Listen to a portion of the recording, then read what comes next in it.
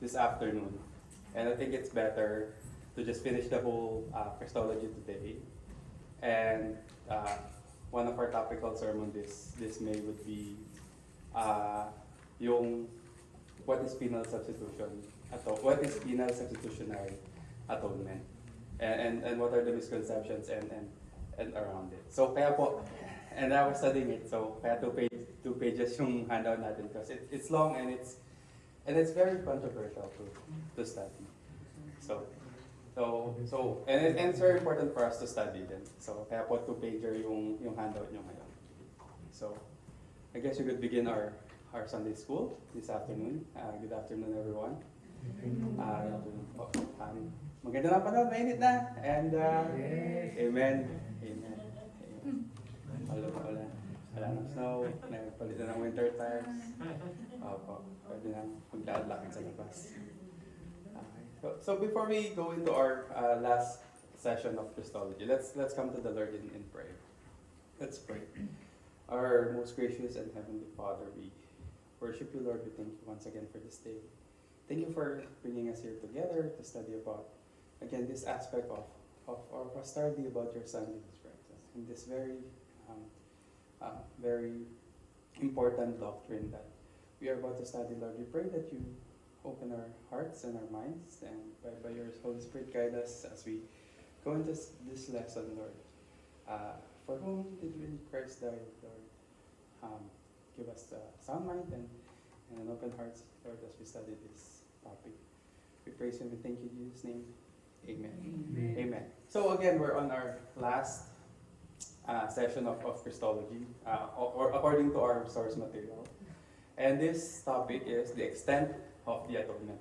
So yung 3-part natin ng atonement. First, why did Christ die? It's for substitutionary atonement. Second, what is substitutionary atonement? And then this is extent of atonement. So meaning, and again, this is somewhat, or not somewhat, but it is most controversial when in any issue or of discussion of yung mga gawain or yung mga ginawa ni Jesus Christ as our Savior. And ito nga extent of atonement. And in this lesson, we will look at the subject of what Reformed theologians or what Reformed theology says as limited atonement, or also known as definite atonement. And again, we will address the question, for whom did Christ die? So para kanino nga ba talaga namatay ang Panginoong Jesucristo? So again, one of the most controversial issues surrounding the atonement is its extent. So again, one characteristic po ng Reformed theology, it's recognized by what tatawag na 5-point Calvinism, or the acrostic TULIP. So T, you have total depravity of man, meaning kahit anong gawin ng tao, hindi niya makukuha ang kaligtasan niya, hindi niya hanapin ang Panginoon. Wala siyang kagustuhang makilala ang Panginoon. So yun yung total depravity. U is unconditional election. Meaning, ang eleksyon ng tao, hindi sa merit niya, walang merit kundi hindi kondisyon, walang kondisyon dahil ba matangkad si ganito, dahil ba mabait si ganito, hindi ganoon ang eleksyon ng Panginoon. Hindi sa merit ng tao, yun yung unconditional election. Meaning, ang kondisyon wala sa tao, nasa Diyos. And here we have L, we'll discuss this L, limited atonement. And we'll discuss this a little bit more.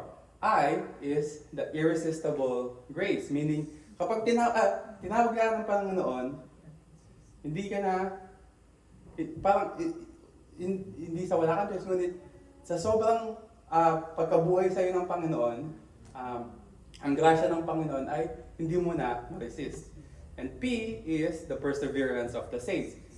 No matter what happens sa isang elect or sa isang taong ligtas, magpapatuloy siya sa gawain. Pwedeng mapagod, magpapahinga, madapa, but may repentance at mayroon pa rin, ang key point is pagsisikap papunta sa Panginoon. Not by His own grace or by His own strength, but by grace. Yun po yung tulip. So again, the L, it was developed. Actually, hindi po siya limited atonement before eh. The original meaning niyan historically is definite atonement. Pero parang hindi naman sa too deep, di ba? So too deep, it comes from a response sa Holland pa noong response to sa mga tinatawag na Remonstrants. Ito yung mga group ng semi-Pelagian theologians.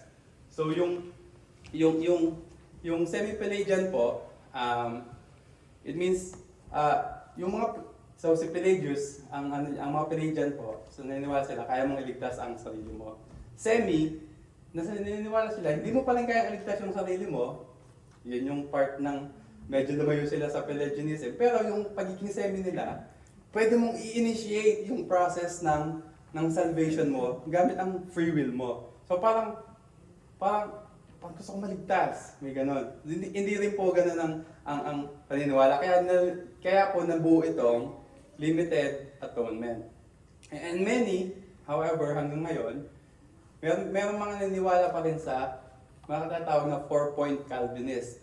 Naniniwala sila dun sa PUIP, but yung L, hindi sila naniniwala. They call themselves Calminians. Pinagsamang Calvinism at Arminianism. And then again, Arminianism is nawawala po ang kaligtasan sa view ng mga Arminians.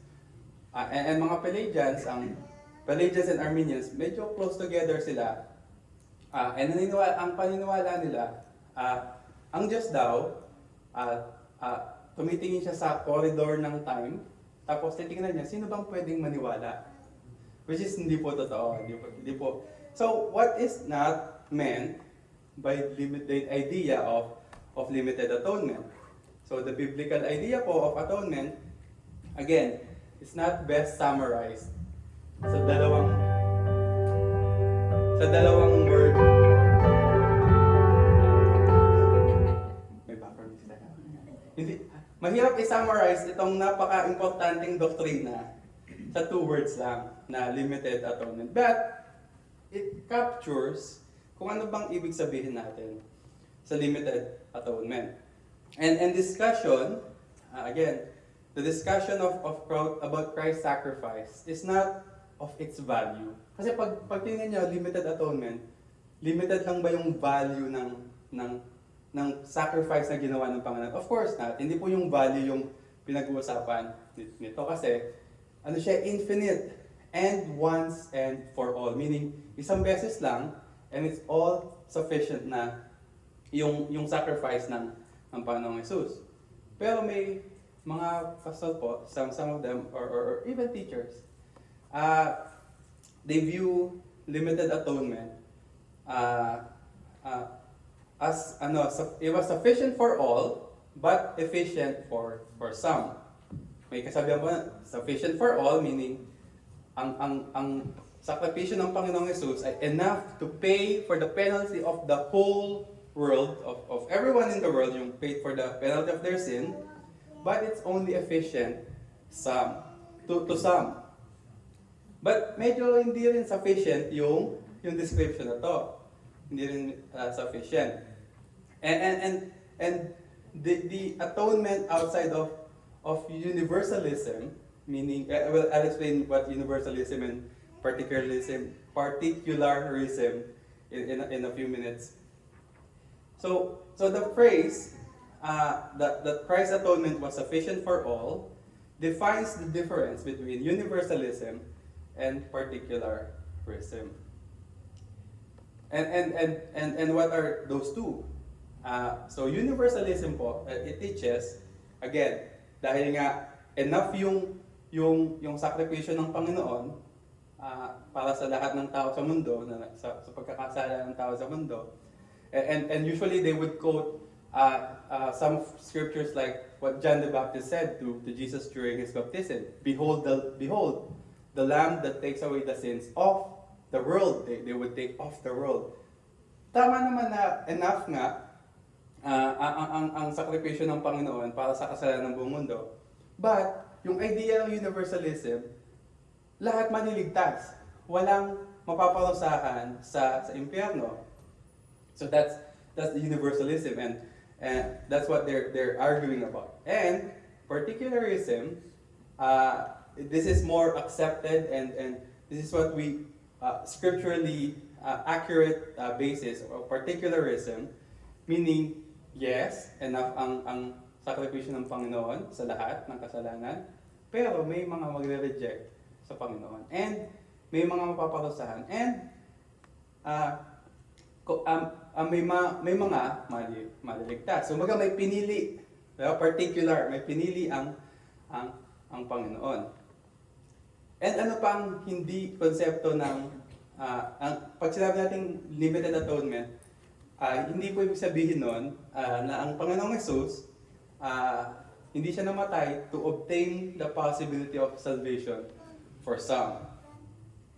But some evangelicals displays a tendency towards universalism by claiming Jesus died for everyone in the same way.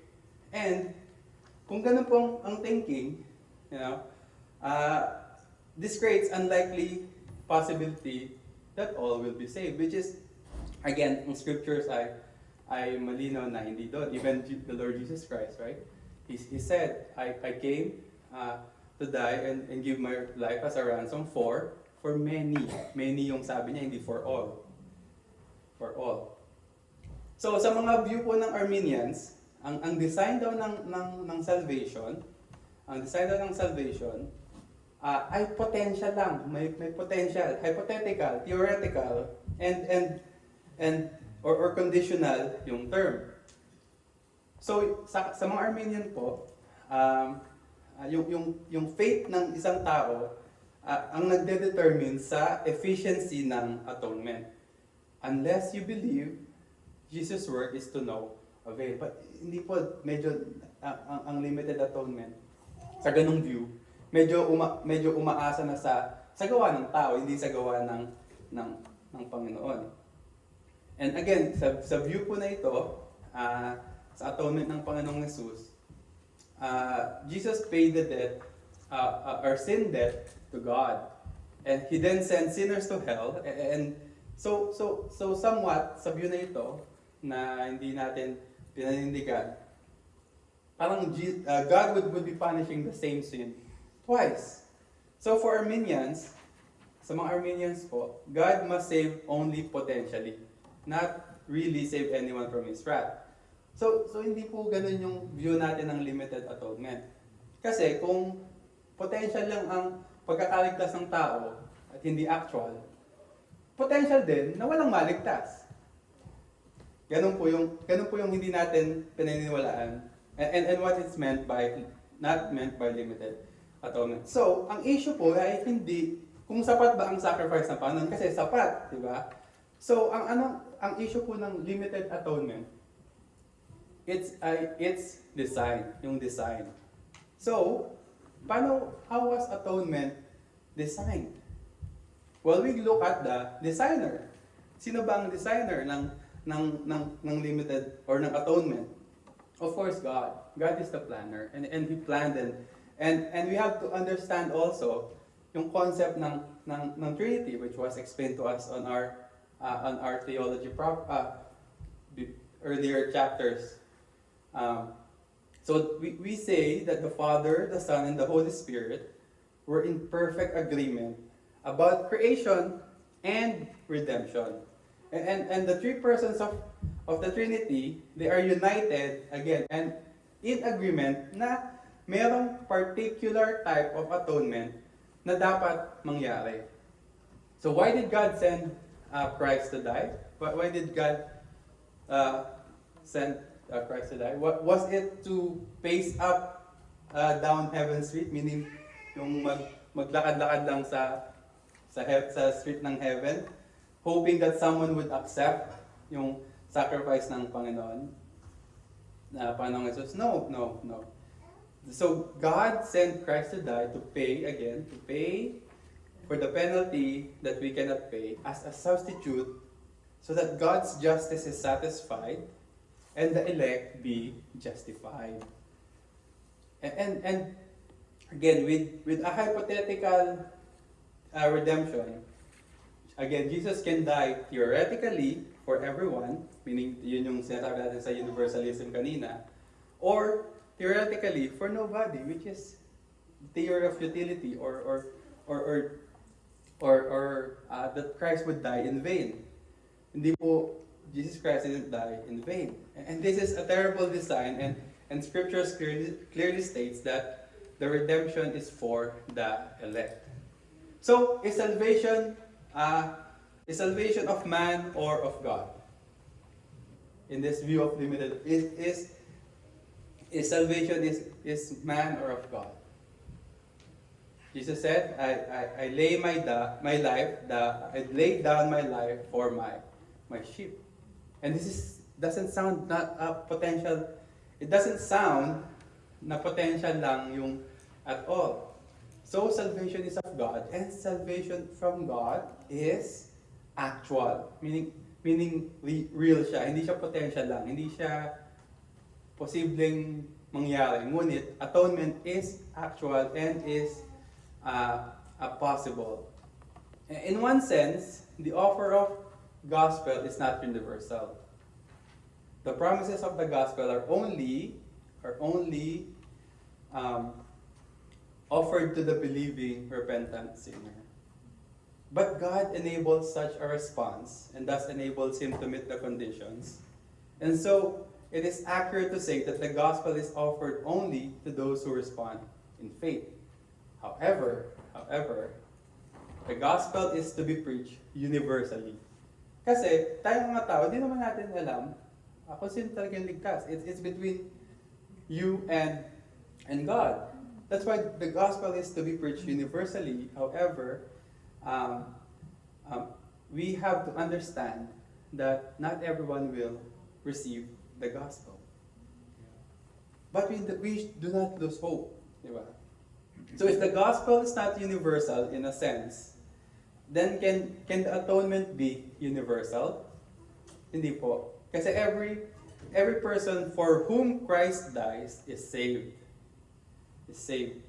And Jesus died only for the elect.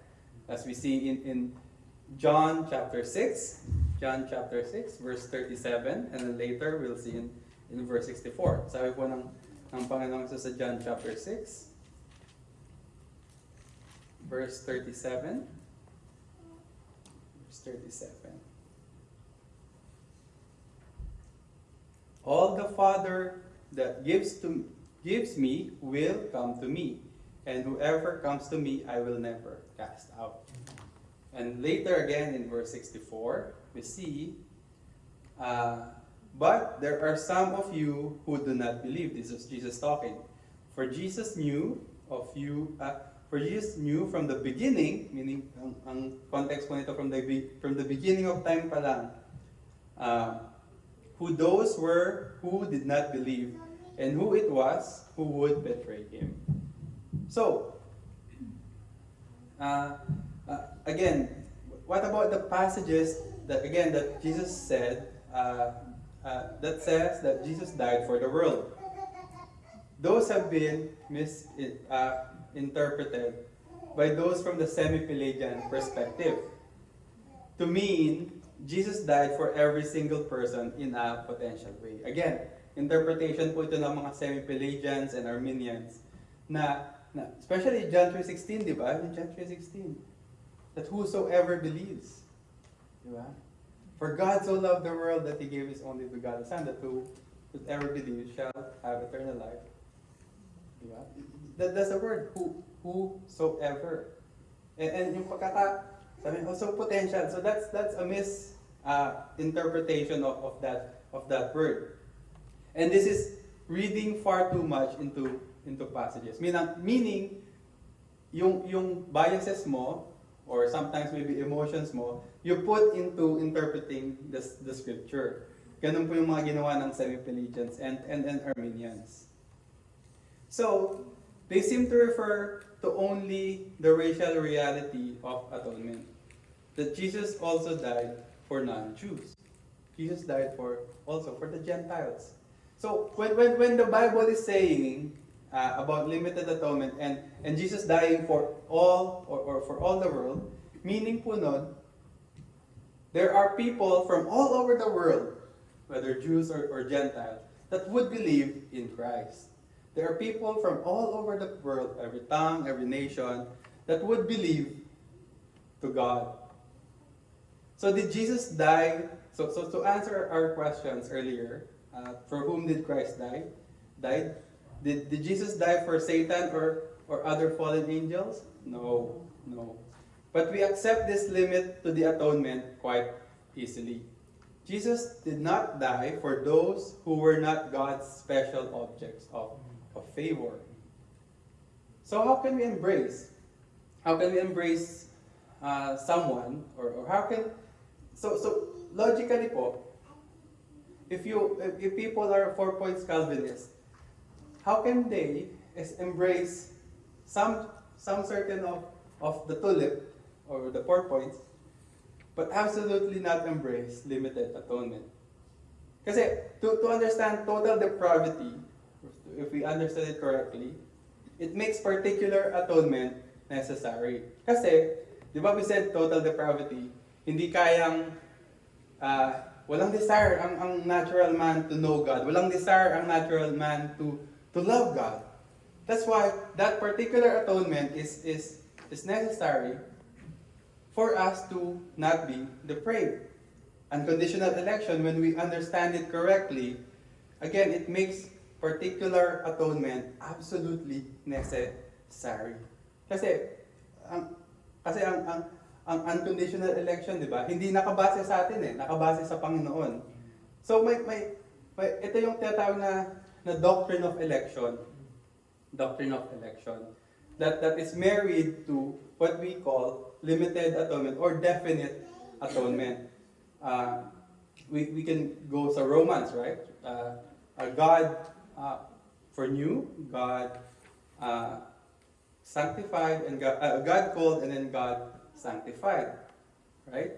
So may mga pinili talaga ang Panginoon na maligtas, at may mga pinili ang Panginoon na hindi maligtas.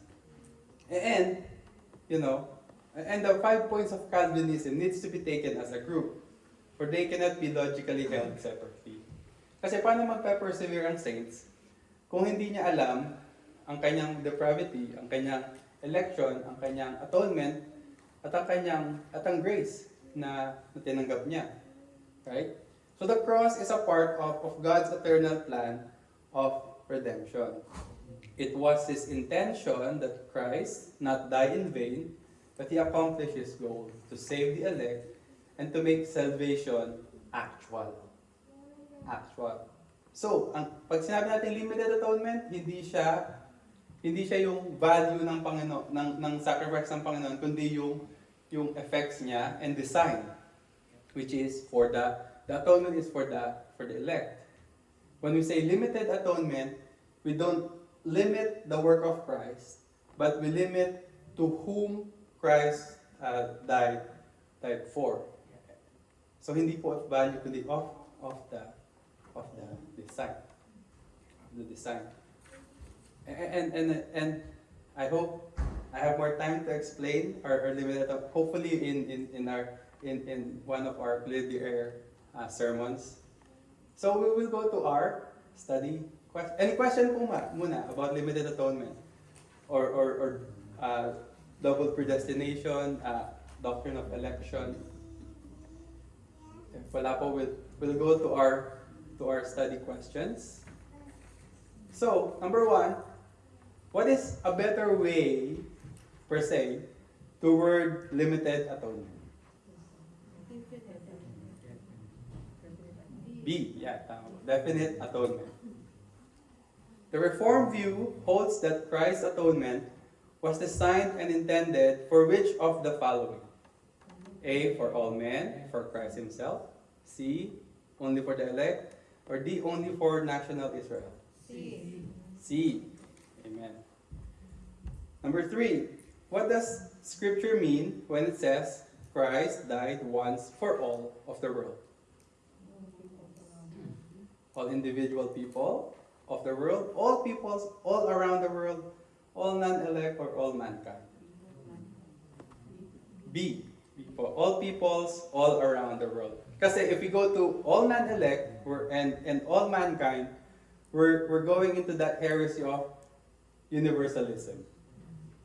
When we say all individual people of the world, ganun din.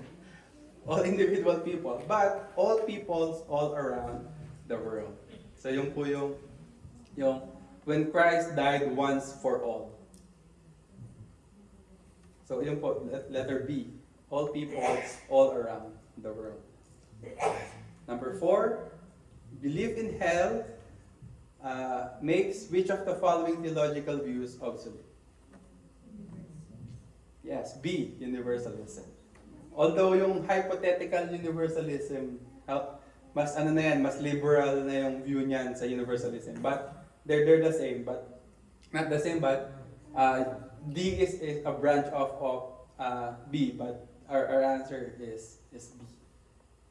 Kasi kung walang hell, walang punishment, and walang just doon sa mga unbelievers.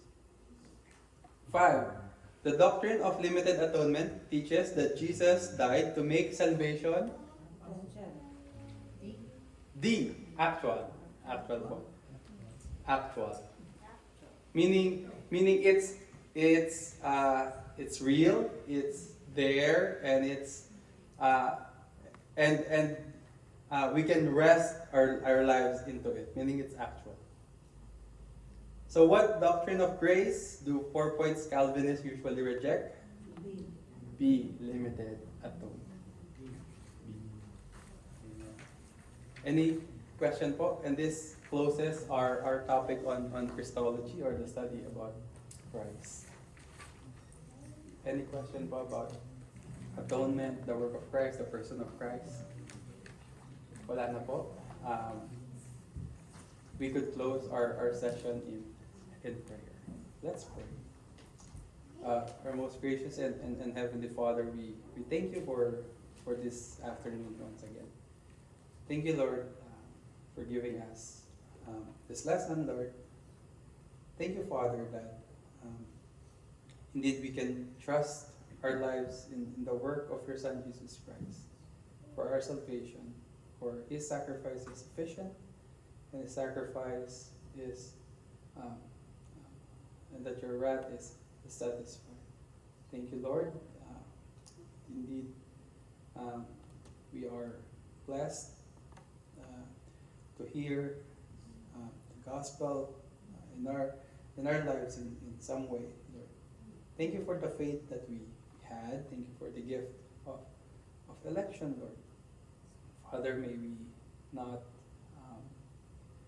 we not be boastful, but be humble, that indeed you have, before the foundation of the world, you have thought of us, Lord, of our day that we would be saved, that we would receive your Son, Jesus Christ, that we would humble ourselves.